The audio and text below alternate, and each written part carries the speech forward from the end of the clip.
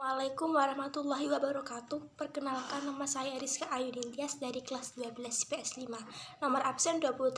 Di sini saya akan menjelaskan mengenai yang pertama, pergaulan sehat. Pergaulan sehat ialah proses interaksi antara individu dengan individu lain atau individu dengan kelompok yang terjadi secara normal, baik tubuh, jiwa, maupun kehidupan sosialnya. Sebagai makhluk sosial, agar bisa mendukung terciptanya pergaulan yang sehat, kita harus memperhatikan etika dalam pergaulan kita sehari-hari. Alasannya yaitu yang pertama, manusia harus saling berhubungan, mengenal, dan membantu dengan sesama. Dua, agar tingkah laku kita bisa selalu diterima dan disenangi oleh siapapun yang bergaul dengan kita. Yang ketiga, memberikan etika pada pergaulan lingkungan pergaulan. Ciri-ciri pergaulan sehat. Yang pertama, berakhlak mulia. Dua, senantiasa berprasangka baik. Tiga, pemaaf, jauh dari kata iri dan dengki, mempunyai sifat malu, sopan dan bertutur kata, memberi nasihat baik, berusaha menepati janji, lalu mengingat pada kebaikan, membantu teman yang kesusahan, tidak membicarakan aib teman, selalu senyum dan mengucapkan salam ketika bertemu. Faktor pergaulan sehat. Yang pertama, kondisi fisik. Dengan merompak keyakinan tersebut, kondisi fisik diharapkan remaja bisa terhindar dari pergaulan yang tidak sehat karena frustasi dengan kondisi fisik mereka mungkin bukanlah kondisi ideal sesuai dengan yang mereka inginkan.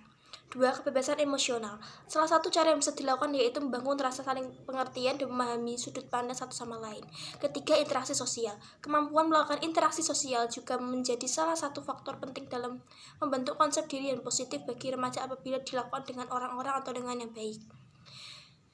4. Pengetahuan terhadap kemampuan diri. Dengan menerima kemampuan diri secara positif, seorang remaja diharapkan lebih mampu dalam menentukan keputusan yang tepat terhadap apa yang akan dijalani, seperti memilih sekolah atau jenis kegiatan yang diikuti. Yang kelima, penguasaan diri terhadap nilai normal agama. Terdapat cara yang dapat dilakukan oleh remaja agar bisa tetap berada dalam pergaulan sehat, diantaranya yaitu adanya kesadaran beragama, memiliki rasa setia kawan, bijak dalam memilih teman, mengisi waktu dengan kegiatan yang positif, memiliki pemahaman bahwa laki-laki dan perempuan memiliki batasan tertentu, menstabilkan emosi.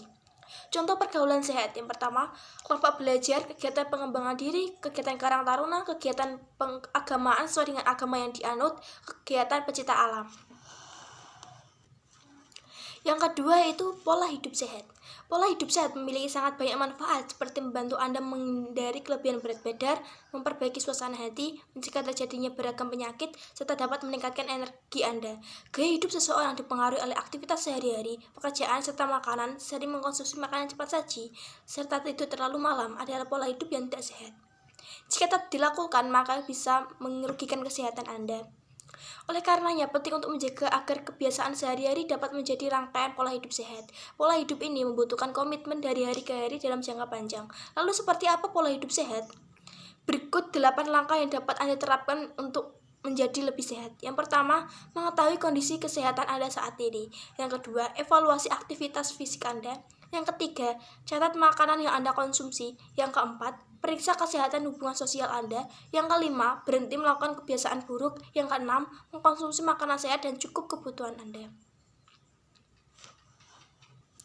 Yang ketiga yaitu pergaulan bebas. Pergaulan bebas adalah suatu bentuk perilaku penyimpang yang melewati batas, aturan, syarat tertentu, dan perasaan malu. Pergaulan bebas menurut agama adalah proses pergaulan dengan orang lain yang terlepas dari ikatan yang mengatur pergaulan. Akibat atau penyebab pergaulan bebas. Yang pertama yaitu rendahnya dalam bimbingan orang tua. Orang tua yang kurang perhatian pergaulan anaknya, kurang berhati-hati dalam memilih teman atau memilih teman yang baik dan tidak baik. Sikap mental yang tidak sehat, pelampiasan rasa kecewa terhadap keluarga yang tidak harmonis. Cara-cara mengatasi pergaulan sehat. Cara-cara mengatasi pergaulan bebas. Menjaga keseimbangan pola hidup, berhati-hati dalam memilih teman, berpikir tentang masa depan, jujur pada diri sendiri, memperbaiki perilaku dan cara pandang, berkomunikasi dengan orang lain atau orang yang sudah dikenal baik, mengadakan sosialisasi tentang bahaya pergaulan bebas, salurkan bakat dan minat dalam hal-hal positif. Cara mencegah pergaulan bebas. Yang pertama, memperkuat pendidikan agama, membentuk karakter yang positif, memilih teman yang baik, menghindari lingkungan yang tidak positif, memperluas pengetahuan, menerima diri sendiri, dan membatasi pergaulan. Yaitu bola basket. Bola basket adalah permainan yang dilakukan secara berkelompok terdiri dari dua tim yang beranggotakan masing-masing 5 orang dan saling bertanding dengan tujuan mencetak poin dengan cara masukkan bola ke dalam ring lawan. Teknik dasar bola basket yang pertama yaitu menggiring bola atau dribbling, 2 mengoper atau passing, 3 pivot, 4 menembak atau shooting, 5 rebound. Pelanggaran yang sering dilakukan dalam bola basket yang pertama adalah personal foul, team foul, technical foul, offensive foul, blocking foul, grand foul, traveling foul, 3 second violation, block conversion, foul out, 24 second violation, offensive 3 second, defensive 3 second, set clock violation, 8 second violation, double dribbling, passing foul, jump foul, covering the ball, illegal screen. Pola penyerangan dan pertahanan. Pola penyerangan. Usaha yang dijalankan untuk menerobos dalam daerah lawan sehingga membuahkan hasil atau angka. Pola penyerangan ada 4. Yang pertama, penyerangan bebas, penyerangan kilat berpola, dan penyerangan berpola. Pola pertahanan, suatu usaha yang dijalankan oleh tim bertahan dalam rangka menghalau serangan lawan. Unsur-unsur pelaksanaan pola pertahanan adalah sebagai berikut. Pertama, sikap jaga, gerakan kaki dalam langkah ketika melawan pertahanan. Dasar-dasar umum dan penjagaan, posisi jaga dan pembagian daerah pertahanan bersama. Perwasitan dalam basket. A. Perlengkapan wasit. Peluit, celana panjang abu-abu, kemeja atau kaos abu-abu, serta sepatu basket. Tugas dan kewajiban wasit. Yang pertama, melaksanakan bola loncat pada setiap babak. 2. Memeriksa dan mengesahkan semua perlengkapan alat pertandingan. 3. Menetapkan jam pertandingan yang resmi. 4. Melarang pemain menggunakan aksesoris. 5. Berhak menghentikan permain bila keadaan menghendaki. 6. Memutuskan dalam permainan. 7. Memeriksa dan mengesahkan angka dalam daftar angka setiap akhir babak. Selanjutnya yaitu bola voli. Pola penyerangan dan pola pertahanan dalam bola voli. Pola penyerangan, suatu siasat yang digunakan dalam suatu pertandingan untuk mencari ketenangan secara positif. Bentuk taktik penyerangan dan pertahanan mencakup taktik individu maupun kelompok. Taktik penyerangan diartikan sebagai siasat yang diharuskan regu lawan bertindak menurungi regu yang menjalankan penyerangan. Prinsip penyerangan yaitu usaha untuk mentalkan bola di lapangan lawan. Langkah-langkah menyusun suatu pola penyerangan. Yang pertama, menganalisis suatu pertandingan sesuai dengan kondisi lawan dan alam sekitar. Memecahkan mental dalam suatu taktik yang akan dikerjakan. Tindakan gerakan secara otomatis terhadap hasil keputusan yang diambil. Adaptasi dengan nilai sekitar. Survei pertandingan tentang sistem yang digunakan. Teknik-teknik penyerangan. Smash, suatu keahlian yang penting untuk mendapatkan angka. Ada 4 jenis smash, yaitu frontal smash dengan twitch, smash dengan pergelangan tangan, dan dunk, yaitu smash pura-pura. Dalam melakukan smash ada 4 gerakan, yaitu yang pertama, tahap pertama, run up atau lari menghampiri. Tahap kedua, take off atau melompat. Tahap ketiga, hit atau memukul. Tahap keempat yaitu landing atau mendarat. Pola pertahanan mempunyai arti bahwa pemain bertahan dan keadaan pasif menerima serangan. Taktik bertahan harus mempunyai positif agar regunya dapat menyerang kembali. 1. Pola bendungan pertama. Pola penyerangan digolongkan sebagai teman defensi yang baik jika mampu bertahan dan mengimbangi smash pihak lawan. Pertahanan cukup 2 aspek, yaitu menerima smash lawan dan melindungi dengan blok. Taktik bendungan blok. Bendungan satu pemain digunakan jika pemain bermain penyerangan yang sangat cepat, cermat, dan kuat sehingga pihak bertahan tidak mempunyai kesempatan sama sekali untuk membantu teman melakukan blok. Bendungan 2 kali yaitu digunakan jika lawan memainkan penyerangan dengan ketepatan sasaran sehingga pihak bertahan masih mempunyai kesempatan melawan blok. Dan bendungan 3 pemain yaitu digunakan untuk menghadapi lawan yang masih main menyerang dengan smash dengan tajam, keras, dan menuju sehingga dihadapkan dengan adanya blok yang ada penyerangan dan dapat digagalkan. Perwasitan dalam bola voli. Yang pertama adalah syarat dan menjadi bola voli. 1. Berbadan sehat, memiliki fisik yang normal, mempunyai bakat menjadi seorang wasit, seorang terhadap pemain bola, berpendidikan serendah-rendahnya lulusan SMA, berumur antara 20-40 tahun, mempunyai dedikasi yang baik, harus menjadi anggota salah satu perkumpulan bola voli. Pakaian wasit yaitu celana putih, kaos putih atau polos berkerah, sepatu karet putih, mempunyai bag wasit sesuai dengan klasifikasinya. Tugas wajib dan wewenang wasit. Tugas wasit yaitu memimpin pertandingan agar berjalan dengan baik, meningkatkan keterampilan dan kemampuan serta pengetahuan tentang perwasitan bola voli, menyebarkan luaskan peraturan permainan bola voli, meningkatkan mutu perwasitan. Kewajiban dan wewenang wasit yaitu wasit berkewajiban memimpin pertandingan bola voli. Seorang wasit tidak berhak memimpin pertandingan di atas klasifikasi sertifikat yang dimiliki. Tugas wasit 2 yaitu wasit 2 merupakan pembantu wasit 1 yang dapat menggantikan atau mewakili tugasnya, yaitu mengawasi posisi pemain selama pertandingan, mengawasi perilaku pemain dibanding cadangan, mengawasi jumlah time out, menolak pengajuan time out yang tidak sesuai dengan mengawasi jangka waktu pelaksanaan, menetapkan diberlakukannya atau tidaknya lapangan dibersihkan. 4. Yaitu hakim garis atau linesman. Tugas hakim garis dalam bola voli adalah mengawasi masuknya tidaknya alur bola selama pertandingan berlangsung.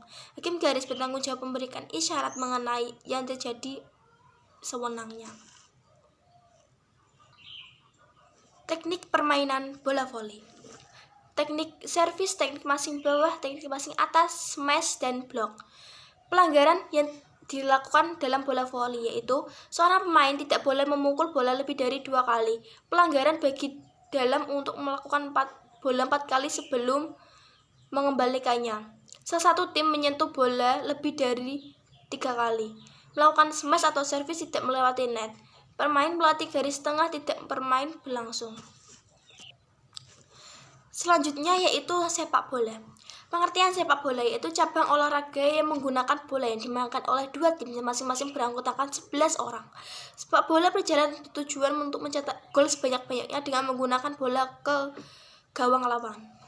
Peraturan sepak bola yaitu free kick, handsball, outside, throw in, counter kick. Teknik permainan sepak bola yaitu dribbling, passing, shooting, heading, dan sliding. Pelanggaran sepak bola. Apabila pemain melakukan pelanggaran yang cukup keras, maka wasit dapat memberikan peringatan dengan kartu kuning atau merah. Pemain yang mendapatkan kartu merah harus keluar dari pertandingan tanpa bisa digantikan dengan pemain lainnya. Perwasitan dalam sepak bola. A. Syarat menjadi wasit. Sehat, tidak berkacamata, tidak buta warna, penglihatan baik, umur 24-40 tahun, berijazah SMA, memahami dan melaksanakan janji wasit, mengetahui dan memahami peraturan sepak bola dengan baik.